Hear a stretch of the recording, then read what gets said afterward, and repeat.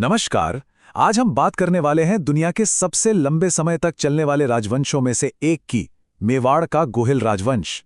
ये सिर्फ राजा महाराजाओं की कहानी नहीं है, बल्कि ये इस बात की मिसाल है कि कैसे एक वंश ने समय को भी मात दे दी। तो चलिए जानते हैं क्या है इसका रहस्य। और देखिए, यही सवाल इस पूरी कहानी की जड़ है। आखिर वो क्या राज था?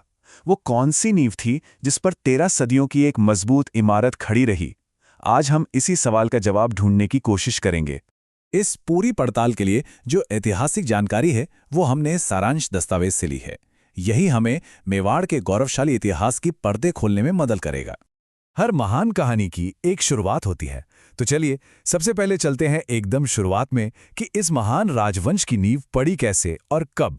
तो ये कहानी शुरू होती है साल 566 ईस्वी में, जब गुहिल नाम के एक शासक ने इसी नाम से इस वंश की नींव रखी।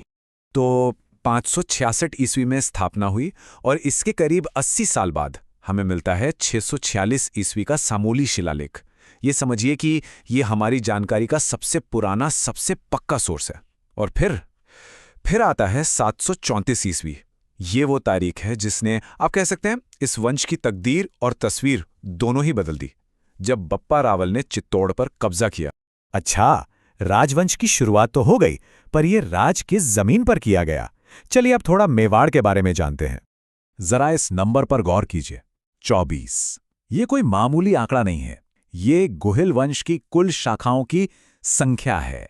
मतलब इससे अंदाजा लगाया जा सकता है कि ये राजवंश आगे चलकर कितना विशाल, कितना प्रभावशाली बना होगा। आज हम जिसे मेवाड़ कहते हैं ना, पुराने जमाने में उसके और भी नाम थे, जैसे मेदपाट, प्राग्वाट और शिवी जनपद।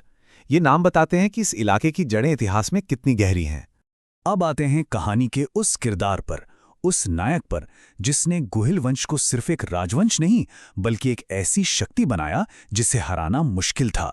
नाम है पराक्रमी बप्पा रावल। यहां पर एक सबसे पहली और जरूरी बात समझनी है, उनका असली नाम था कालभोज। बप्पा रावल तो असल में एक उपाधि थी जो उनके सम्मान और उनके पराक्रम का प्रतीक बन गई। कहते हैं कि उनकी ताकत का जरिया सिर्फ उनकी तलवार नहीं थी, बल्कि आध्यात्म भी था। माना जाता है कि अपने गुरु हारित ऋषि के आशीर्वाद से ही उन्हें एक बड़ा साम्राज्य बनाने की हिम्मत और प्रेरणा मिली। और फिर वो ऐतिहासिक पल आया, साल 734 ईस्वी में कालभोज ने मान मौर्यों को हराकर उस किले पर कब्जा कर लिया, जो मेवाड़ की आन, बान और शान था। चित्तौड़ का किला। समझिए, ये सिर्फ एक लड़ाई में मिली जीत नहीं थी, ये मेवाड़ के एक नए युग का ऐलान था। लेकिन बप्पा रावल की कहानी सिर्फ जंग के मैदान तक ही सीमित नहीं है। वो एक योद्धा तो थे ही, पर एक महान निर्माता भी थे। चलिए देखते हैं कि उन्होंने युद्ध के मैदान से बाहर क्या विरासत छोड़ी। उन्होंने नागदा को अपनी राजधानी बनाया और वहीं पर मेवाड़ के जो आराध्य देव हैं एकलिंग जी, उनके एक भव्य मंदिर का निर्माण करवाया। इतना ही नहीं, उन्होंने एक सूर्य मंदिर भी बनवाया, जिसे आज हम सब कालिका माता मंदिर के नाम से जानते हैं। और उनकी पहचान सिर्फ किले और मंदिर बनाने तक ही नहीं थी। उन्होंने 115 ग्रेन की सोने के सिक्के भी जारी किए। अब सोचिए, ये सिर्फ पैसा नहीं था, ये एक आजाद, एक अमीर और एक स्थिर राज्य का ऐलान था। किसी भी महान शासक की पहचान उसके काम और उसको मिली उपाधियों से होती है ना?